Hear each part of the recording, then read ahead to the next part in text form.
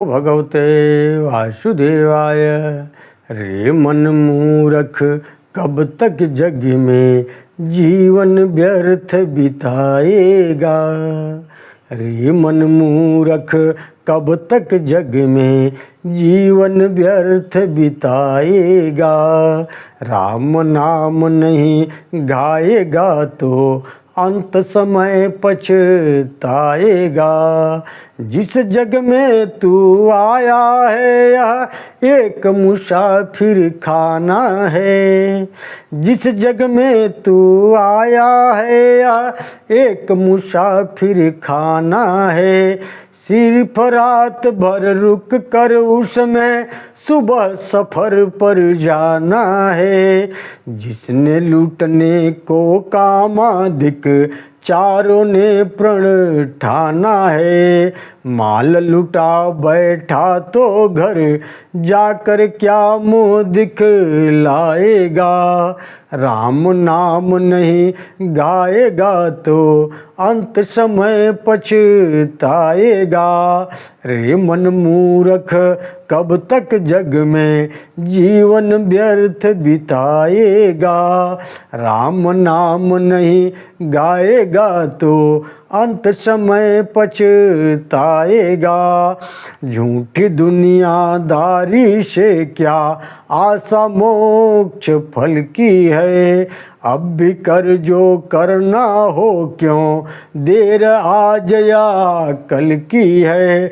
तुझको क्या है खबर जिंदगी तेरी कितने पल की है। यम के दूत घेर जब लेंगे तब क्या धर्म कमाएगा। राम नाम नहीं गाएगा तो अंत समय पछताएगा। रे मन मूरख कब तक जग में जीवन व्यर्थ बिताएगा। राम नाम नहीं गाएगा तो अंत समय पछताएगा। पहुँच गुरु के पास ज्ञान के दीपक का उजियारा ले। पहुँच गुरु के पास ज्ञान के दीपक का उजियारा ले। कंठी पहन कर कंठ में जप कर सुमिरन की माला ले। पीने को प्रीतम प्यारे के प्रेम तत्व का प्याला ले। पीने को प्रीतम प्यारे के प्रेम तत्व का प्याला ले। यह न किया तो आँखों से आंसू के बिंदु बहाएगा। राम नाम नहीं गाएगा तो अंत समय पछताएगा। रे मन मूरख कब तक जग में जीवन व्यर्थ बिताएगा। राम नाम नहीं गाएगा तो अंत समय पछताए। वासुदेवाय। सज्जनों, आप देख रहे हैं हमारे अनंत पत्र न्यूज़ चैनल पर श्री वराह महापुराण की कथा। अब आज का कथा का प्रसंग है स्तुत स्वामी के महात्म्य की कथा है। सीधा चलते हैं कथा की तरफ। पृथ्वी बोली, है जगत प्रभु नारायण, अन्य कुछ गुप्त तीर्थों को बताने की कृपा कीजिए।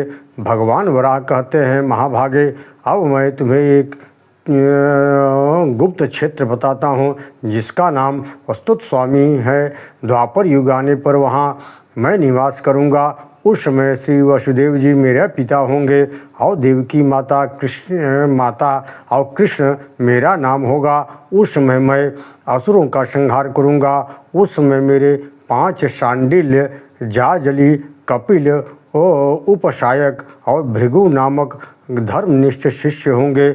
मैं वासुदेव, संकर्षण, प्रद्युम्न तथा अनिरुद्ध इन 4 रूपों में सदा प्रत्यक्ष रहूँगा। कुछ लोग इस चतुर्व्यूह की उपासना से, कुछ ज्ञान के प्रभाव से, कुछ व्यक्ति सत्कर्म में परायण रहकर मुक्त होंगे। कितनों को तो इच्छानुसार किया हुआ यज्ञ, बहुतों को कर्मयोग इस संसार से तार देता है। कुछ सज्जन योग फल भोग कर मुझ में स्थित संसार को देखते हैं। मुझ में विधिपूर्वक निष्ठा रखने वाले मनुष्य सब जीवों में मेरा ही रूप देखते हैं। हे वसुंधरे, बहुत से पुरुष अखिल धर्मों का आचरण करते हैं, सब कुछ भोजन कर लेते और सभी पदार्थ का विक्रय भी करते हैं। तब भी यदि उनका चित्त मुझ में एकाग्र रहा और वे उचित व्यवस्था में लगे रहे तो उन्हें मेरा दर्शन सुलभ हो जाता है। हे देवी वसुंधरे, यह वाराह महापुराण संसार से उद्धार करने के लिए परम साधन एवं महान शास्त्र है।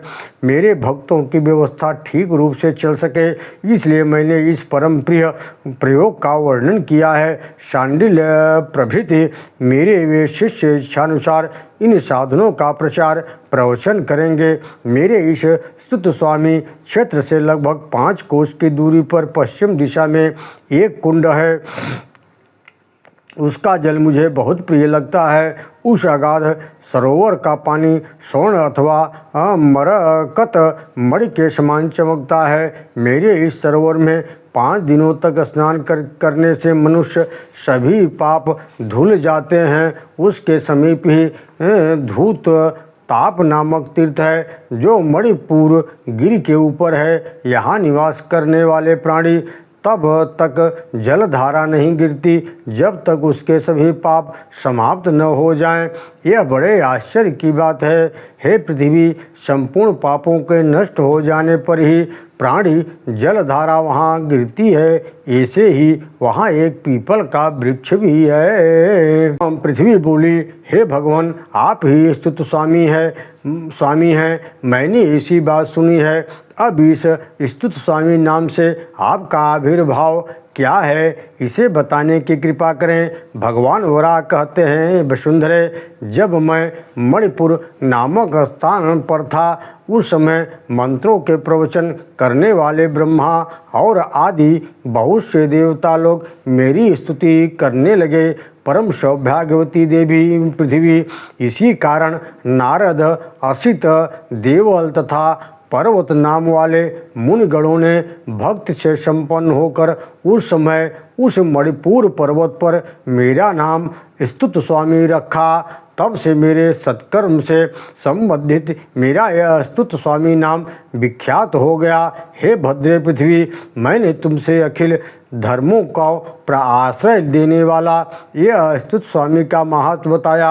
अब तुम और कौन सा प्रसंग पूछना चाहती हो? ओम नमो भगवते वासुदेवाय।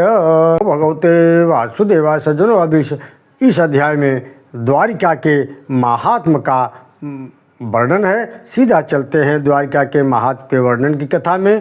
पृथ्वी बोली, हे भगवान, आए कृपा निधे, अब इन स्तुत स्वामी के गुण एवं महात्म मुझे सुनाने की कृपा करें। भगवान वराह कहते हैं, देवी, द्वापर युग में यादवों के कुल में कुलोद्धारक शौर्य वसुदेव नाम से मेरे पिता होंगे।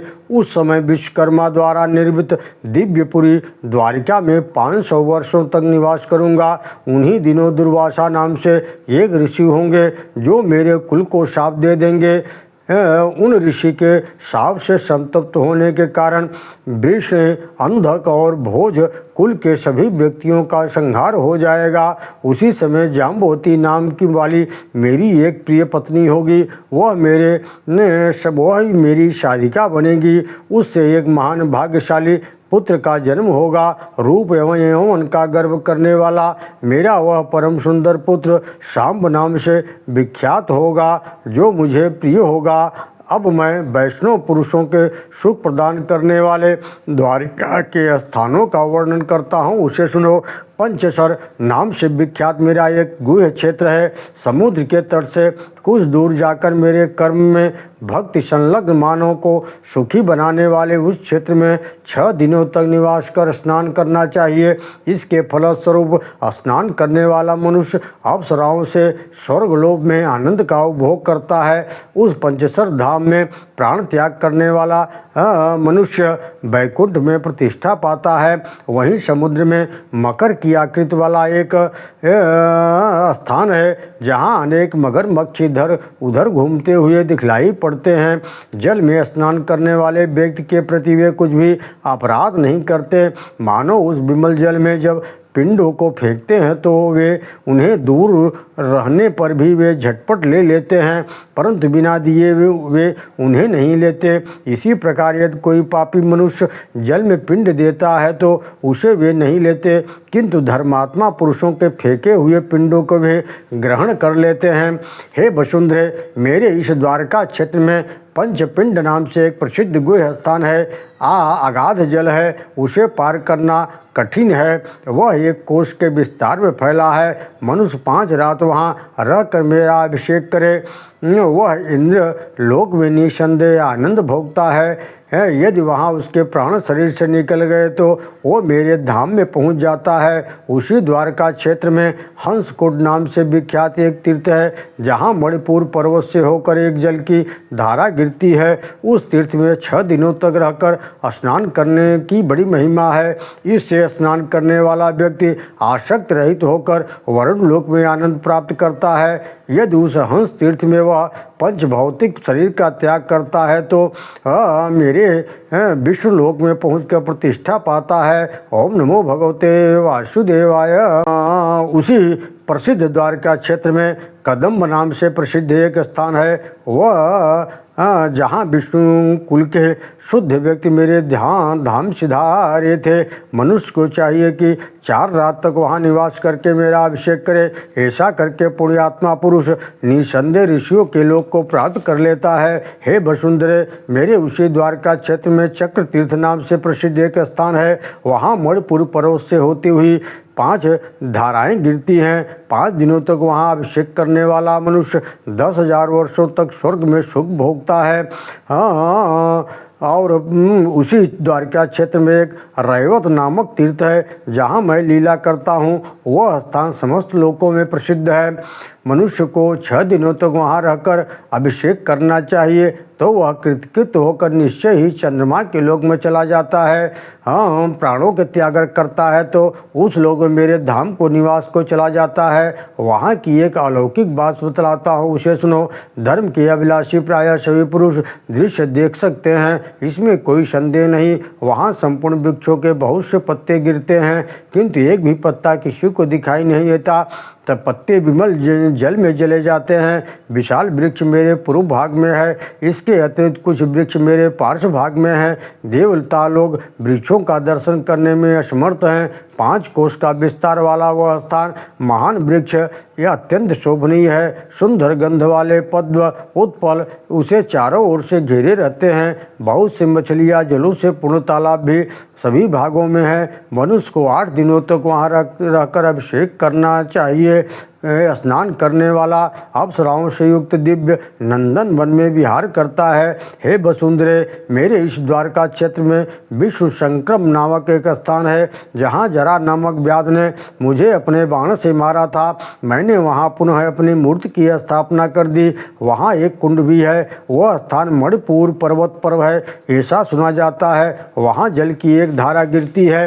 लाभ एवं हानि से निश्चित होकर वहाँ निवास करने वाला मनुष्य सूर्य लोक का उल्लंघन कर मेरे लोक में प्रतिष्ठा पाता है। हे वसुंधरे, 10 दिशाओं में चारों ओर फैला हुआ यह मेरा द्वारिका क्षेत्र 30 योजन के प्रांगण में है।